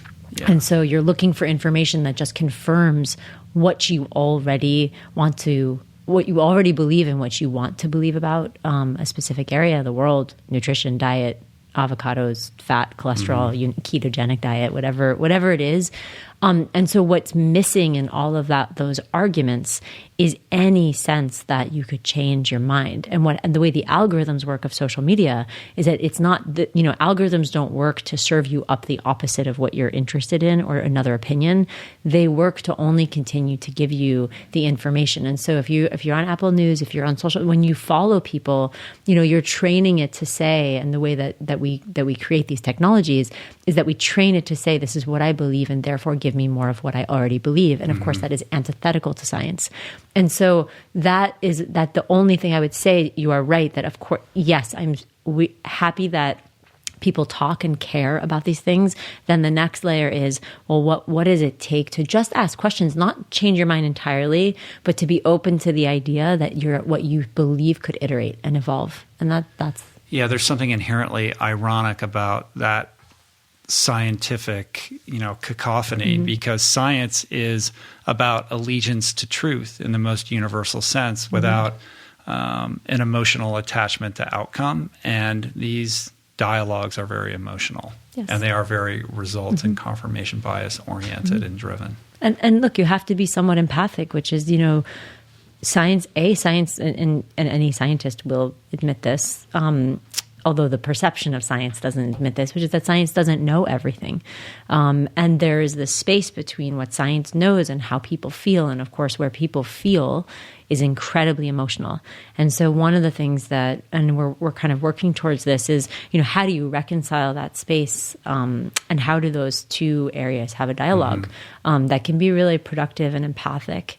Because I think that's partially what has happened. And the reason a lot of that rhetoric exists is because someone gets sick, they go to a Western doctor or somebody from, let's say, more traditional methodology or training. They don't get answers. And then they end up in more of an Eastern or alternative functional modality, and they feel that they get better answers or they get to a solution. And then therefore this whole other, the original kind of methodology is otherized, and you end up in a really interesting cycle. And it's one that we see all the time. We have plenty of people who are in our community who have all kinds of autoimmune disease and weren't getting answers, in one area, and go, of course, to again, typically more Eastern alternative, and they all of a sudden kind of feel heard and listened to and get more answers. It's the being heard part that I think is the thing that really connects. Exactly. They just, because they don't feel heard by their Western medicine practitioner. So it's not that the solution that's being given by the Eastern practitioner is better. It's just that person feels safe and like there's a two-way communication happening. Medium's the message. Yeah. In thinking about this, thinking about the magic of the unseen and talking about space and, how we're fascinated with exploring, uncharted terrain and worlds, and, how we still haven't mapped the ocean. But there is this whole universe in the microbiome that, like you said, 2006 is when science really started taking this seriously for the very first time. We're not even out of the starting gate in trying to understand what's happening here. And there is a spirituality to it. I mean, the vastness of it is both intimidating, but also, fantastical and beautiful. Yeah. And actually what you said about both sides hearing each other is one of the reasons, there's never been an area of science like microbiome science that's kind of progressed at the velocity that microbiome science, in really traditional science, academia, leading research institutions around the world has, that's been met with consumer awareness and spending and kind of over-indexing of interest in their own lives and in their own health. And that has, I mean, I always say, Raj and I always talk about this, like you know, we sequence the human genome. You go to Whole Foods and you can't buy anything for your genome. Right. You know, you sequence the human microbiome and you have the fastest growing, consumer health category in the world in the form of probiotics. And of course, if you start adding in all things related to gut health, and now of course, skincare and oral health and other categories. And so one of my hypothesis, or one of the confounding factors that I think, is leading to and has kind of gotten us here, is because Eastern modalities have talked about the gut for so long, and the rise of those modalities, and of course the over-indexing of kind of interest in those areas, combined with the fact that very mainstream science and now more increasingly more traditional doctors are starting to kind of, it's one of the first areas where they actually kind of have almost like a Switzerland, like they actually meet in the middle, and there's some agreement. And of course, people from more Eastern alternative functional practice will say, well, we've known this for thousands of years. And then of course the scientists or the more traditional medical doctors are like, yeah, but you didn't know what was in it. You didn't know what to do with it. You weren't looking at like microbes to, change the reuptake of cholesterol into the body. But so I think it's interesting because it's all of a sudden created like kind of there's really never been an area where they come at it from both sides. And there's like this kind of, in the Venn diagram of kind of East and West that kind of sits right in the middle in terms of now having a place to kind of speak to where there's overlap. Is this science making its way into medical school curriculum? I mean, they teach gastroenterology, right? But that's I wish nutrition would first. Exactly. Nutrition isn't even part of it. Slowly.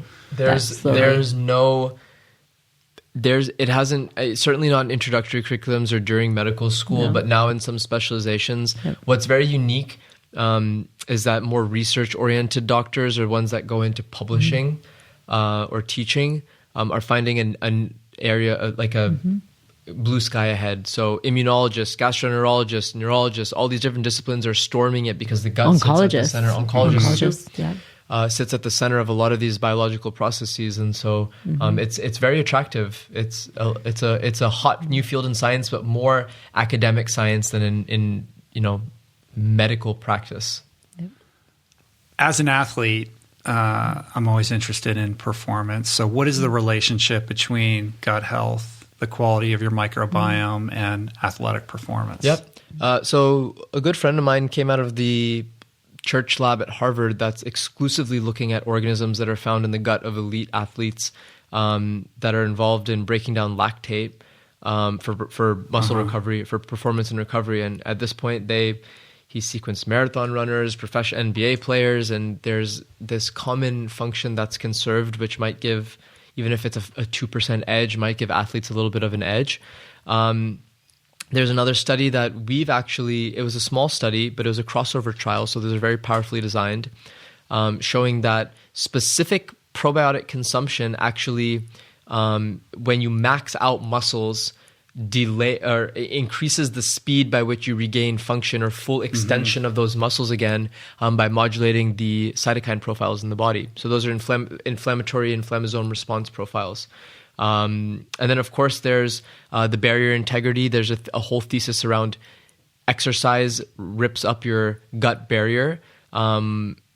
There's ways where your microbiome, you could want it to be more efficient for energy utilization. So it's oftentimes a phenomenon that you see why elite athletes, when they stop training, become really fat. Because now they have developed a microbiome which is very efficient at additional extra energy utilization, but they don't have the same energy expenditure anymore. Yeah. Well, also they keep eating the way that they were eating when they were training. I was going to say. It's somebody who's done that. Yeah.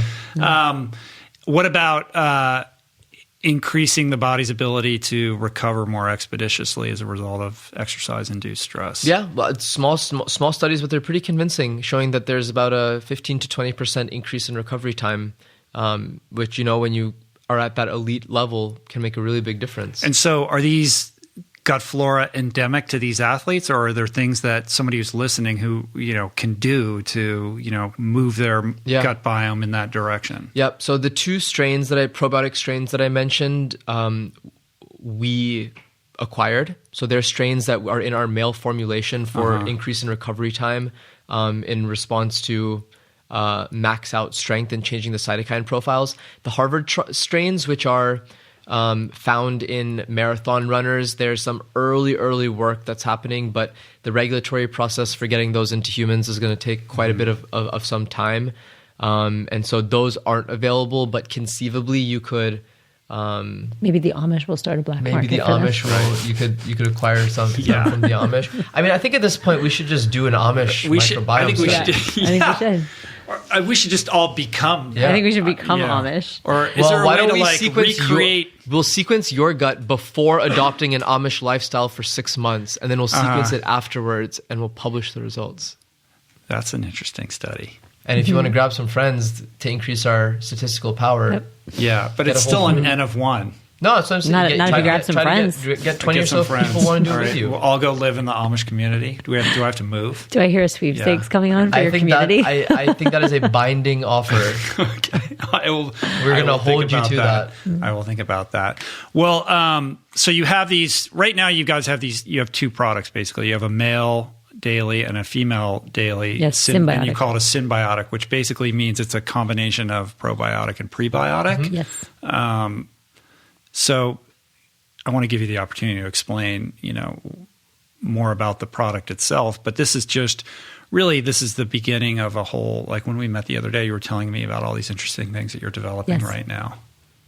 Exactly. Do you want to, why don't you talk about this is where we started, because our whole thesis was to build a strain specific bank, that has defined effects in the body. And so there's over 20 published, all available on PubMed, randomized, double-blind, placebo-controlled trials on these strains. There's a number of categories, from those 5 markers of digestion to down-regulating the inflammatory response in the gut, to improving oxidative preprofiles related to oxidative stress, to dampening, to mitigating gut barrier permeability, so preventing the transfer or the crossing of microbial endotoxins into serum circulation, into the bloodstream. There's the exercise cocktails that are male formulation, but not in the female formulation, because the trial was only done on men. So we're very specific about aligning the clinical work to the products. And in our female formulation, we have an additional cocktail of strains which down-regulated the inflammatory response at the surface of the skin. So the SCORAD score, which is a marker of disruptions in the skin related to dryness, scabbing, dermatitis, eczema, psoriasis, and dermatological health, is uniquely found in the female population. So in the female product, and so really we took an approach for this flagship product of, it's over-engineered. It has, in some instances, it has 3 or 4 strains of the same species. There's not a single product on the market that has that, and all with mechanistic or human efficacy data supporting it. And so I think that's a core differentiator for this product. And oftentimes you'll see most people take probiotics. If you ask them, well, why do you take a probiotic? It's because they have digestive issues or because they think that it would be good for them. And so both would benefit from this collection of strains, because the specificity of these strains are designed for that type of an individual. And how is it distinct from, say, VSL3? Yeah, VSL3 is an 8-species probiotic, and the majority of barring the most recent lawsuit about how all the VSL3 commercially is a departure from the original clinically tested formulation, it's a 8-species high-load product where most of the efficacy data is on things like pouchitis, or I think they have a couple ulcerative colitis, but it's really like looking at very specific using a brute force approach with high levels of generic species to have some sort of believed effect. But all their tests are on disease models, right? So they don't have any reason. I mean, I haven't seen any barrier integrity or any functional biophysical measurements in terms of digestive function that have been conducted by that product. So. But to their credit, it is one of the. It is the only other product we products recommend. that. It is one of the few products that. Yeah, I mean that's the one that's always come up. Rhonda Patrick talks. Yeah. It's sort of like the one that if you want to get like, oh, this is the kind, like that's the name that recurring, is recurring. Yes. So that's why I wanted to ask. Yeah, and a lot of a lot of this too, in terms of this first product, was also to really also start to tell this narrative that microbes are not, probiotics aren't just like, oh, I have some weird digestion or I just took antibiotics, I'll just take a probiotic. That microbes actually can have and impart benefits on various organ systems of the body. And that was part of of course, the most important thing being that it can really make an impact in people's health. Of course, we hear this every day from our community, but beyond that, to really start to move the narrative away from just being like, oh, I have bad digestion. Right. And can you talk a little bit about some of the things you're working on? Absolutely. Depends when this is going to come out. Yeah. Well, it can be a while. Depends. I don't know. We can figure that out. So they are worthy of. I think that each of the big announcements should have their own. We could have really kind of in depth on it, moments on each one of them.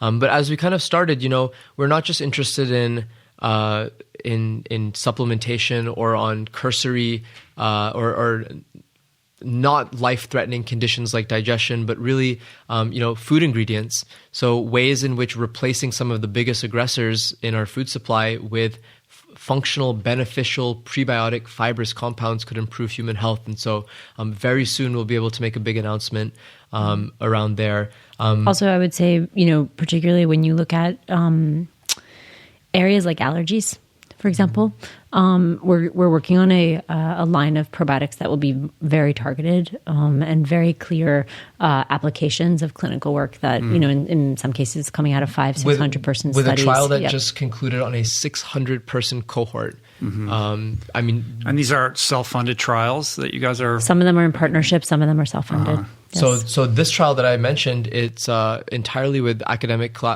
11 different sites and academic collaborators that were, because the data was so compelling enough, it took over a year to enroll all the people to measure allergic response. And so this was conducted in northern Italy, where there was a big demand from the medical centers themselves to conduct and organize and design and fund and develop the trial. And so these strains were just what were offered up as the intervention. Yep. How many scientists do you guys currently have on staff or that you're contracted with? Many of the scientists in our that we work with actually directly, particularly with their academic labs, actually to maintain their academic standing, aren't full-time employees with us, but actually more collaborators. Keep their lab. Mostly because we work to keep their lab. Exactly, mostly because we need to work with their labs. Depending on we have probably over 20 over 20 now, and if you include some of our more recent division or newer divisions, over 30. And where do you do the manufacturing and the packaging and all of that? Yeah. So I can speak for the manufacturing. So bacteria are very fragile, and some of our strains are very, very picky anaerobes. So they hate oxygen. They really hate oxygen. So for those types of processes, you need to use a lot of like a nitrogen flush or ways to keep oxygen out from the entire fermentation development process. And so actually, strangely enough, when you think of fermentation, you probably think of French cheese. But as a result of that cultural, having that so deeply steeped in their culture, they have some of the largest scale-up facilities, biofermentation facilities in the world. So the majority of all of our fermentation happens in southern France and northern Italy, with a little bit in Japan. And then some of it happens here in the States. Wow. And the strains come from all over. And then our some of our packaging, we've scoured the world looking for sustainable options. We work with some really interesting companies. One, we grow some of our trays from mycelium. And so it's actually compacted agricultural waste that then grows its own skin. So we use that in place of other kind of less sustainable options for how we pack our product. A corn foam, which has insulating property, but also you can eat it or just dissolve it in water. Yeah. And then all of our labels and all of our pouches are compostable. Yeah. And actually, we only ship the system itself, particularly for this first product, we only ship a jar once. And then every subsequent month, you just get this pouch that's compostable that you refill your jar. So right. Yeah, it's really cool. You have this beautiful glass jar, and then the refill packaging, recyclable, and the initial compostable. And I love that about it, like how you've put like sustainability at the forefront and creating story around like those materials themselves. Like literally the packing material is a mycelium, right? Yeah, yes. It's like crazy, which is really cool. But look, I'd be remiss if I didn't, ask you, how you think about transparency in a post Elizabeth Holmes Theranos world, right? Like, you've done a great job of storytelling around what you're doing and creating these initiatives and these products. But there is like I watched a documentary. I listened to the 6-part podcast. I'm like obsessed with Elizabeth Holmes, and it's like I think it's incumbent upon founders, anybody who's running a company, to prioritize transparency in a new and honest way to kind of overcome that. Like, I just feel a resistance, like, well, what do I know? How do I know that this is real or true? Or, these guys tell a great story, but like, I don't know what's inside of any of this, and it's not regulated. And how can you foment, consumer trust in what you're doing? Yeah. So the first part that I think I'm also fascinated by the Elizabeth Holmes story. I think that it was the perfect. In some ways, all of her quirks are so unoriginal. It's like they're borrowed from different quirky icons that she had. That Except the no blinking thing. Oh boy, it's like watching a car crash in an incredibly incredibly slow motion. And yeah, some deep thinkers and certainly founders are a little awkward, and I could have said you could have seen that coming from the very beginning. And certainly I think it's a cautionary tale for a lot of companies that are leveraging the magic of technology to give solutions that science has never been able to acquire before. I think it's a very important cautionary tale, and I think that I'm very grateful that has happened to encourage people to publish. Don't hide behind a cloak of transparency. Certainly, if you want to, that's fine, because trade secrets also we recognize are in some instances important. But if you're selling products for humans, then you shouldn't hide behind that cloak anymore. So in many ways, science, the recipe of the Theranoses of the world are: hide behind a magical technology, don't publish or disclose it to the world, raise money and balloon to a massive valuation, stay private as long as you can, and don't engage academia or the system of peer review. Or Wall Street Journal. And pack your board with like super powerful people. Yes. Super powerful people instead of scientists, by the way. Yeah. Regulators instead of scientists. I mean, it's the hallmark of close-up magic. I don't know if you know anything about magic, but it is actually what close-up magicians are the best at. I think what we can't, the nice thing about peer review and the methodology and the way that science has evolved is that it has put self-regulation in place, which is that you can't publish these things. And in fact, most companies say that they do studies and then they don't publish, or they put them on their website, but they're not published anywhere that's a respected peer-reviewed journal. And I think that is certainly one area where we really try to. And then, of course, or where we do, but I think where a lot of companies kind of don't, even though they use the word science pretty liberally, I think, both in marketing and certainly the way they talk about their company. I think the other aspect, is that in the translation of it, I think there are many, and I'm sure you and I both know many people who have built pretty substantial direct-to-consumer supplement companies, and there are many, many tactics that we could be employing that we don't. And I think that's just the Wild West of, correct. There's a lot of criminal activity going on there. And, and increasingly, Facebook and various, platforms have certainly started to at least really try to crack down a little bit on that. The FTC has started to send letters to specific influencers, particularly for Instagram influencers who aren't using the appropriate methodologies around like how you promote or are transparent with your audience around whether something is an ad and or whether or not your experience is not a generalized experience that everybody has of the product. one of the areas, I think in some ways it's not just what we do. And of course we put our testing on the website, we put the studies on the website, we will do more and more as we move. We're very early. So of course, as we move through our pipeline, we'll continue to increase the number of things that we can disclose when they're ready, and obviously when we're ready to publish.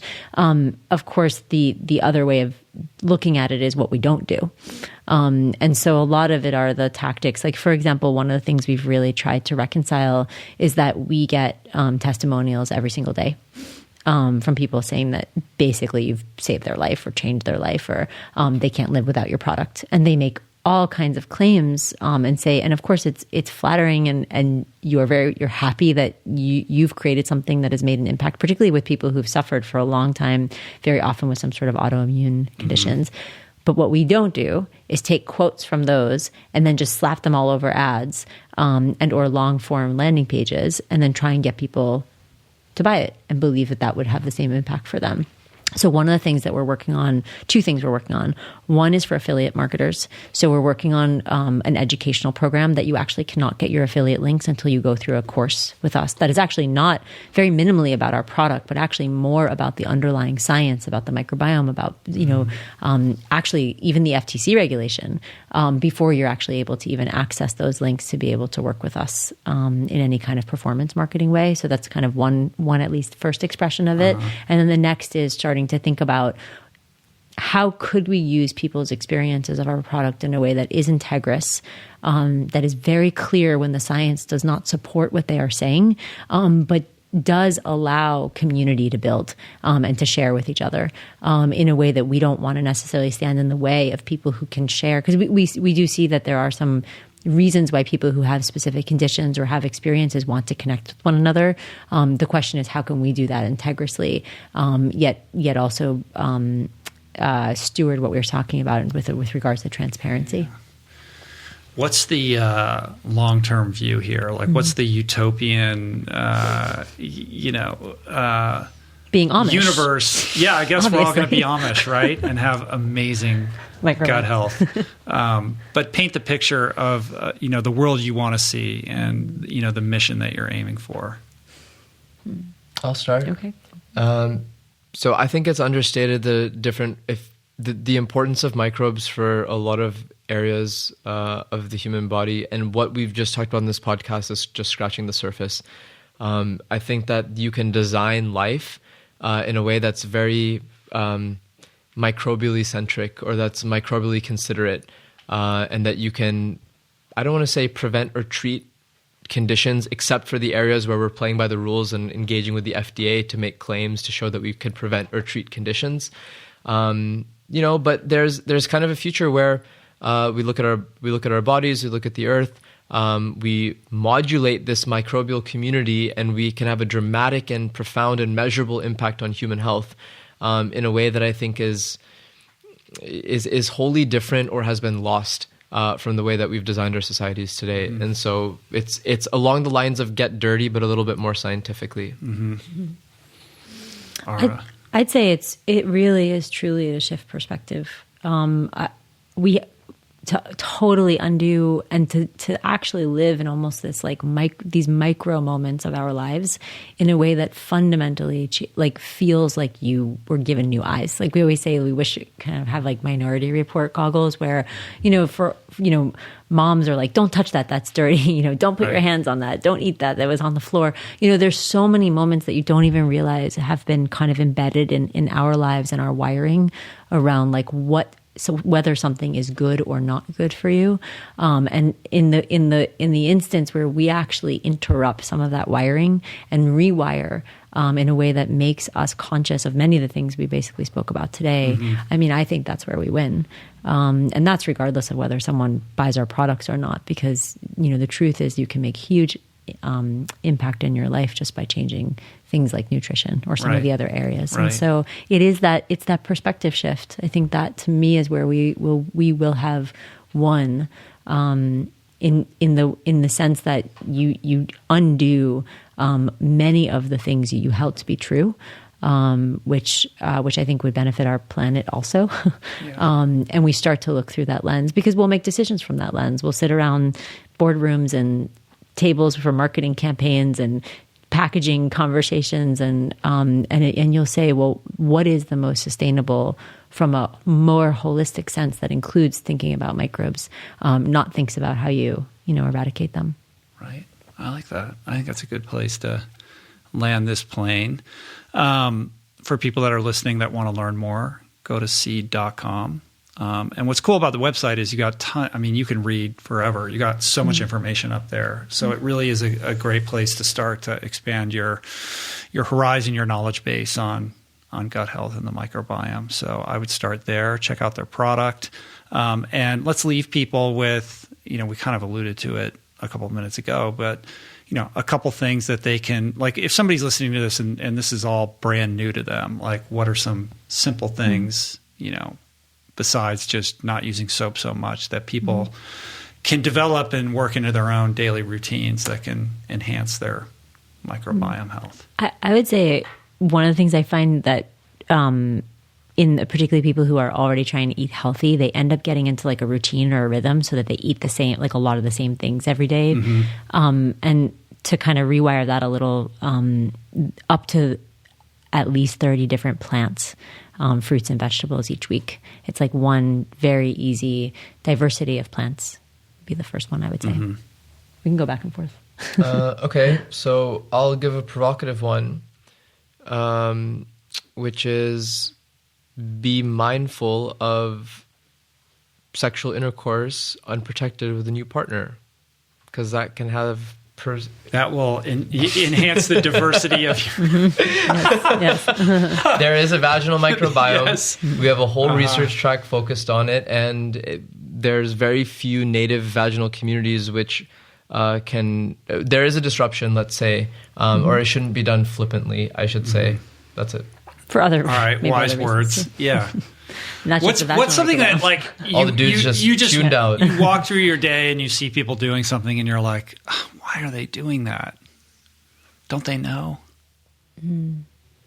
I mean, the one of the more obvious ones is just how much I see people still use like all the sanitizers, which I kind of think maybe we live a little bit in a bubble in LA, but I kind of didn't realize how pervasive that those still Purell was. things are everywhere.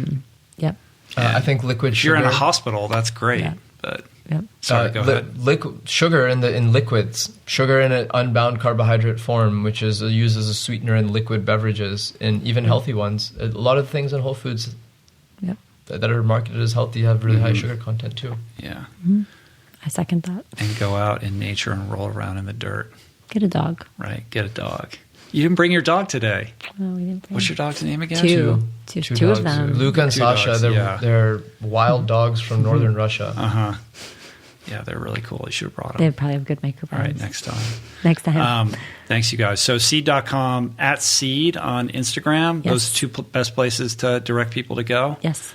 Check out their stuff. Read up. Thank you so much. You're welcome. Really Thanks. enjoyed talking to you. Thank you. Come It was a back lot of and fun. let's talk. Let's talk more if you guys Yes. want to come back. Okay. Would love to. Cool. Thank you. Peace. Peace. Plants, the microbiome.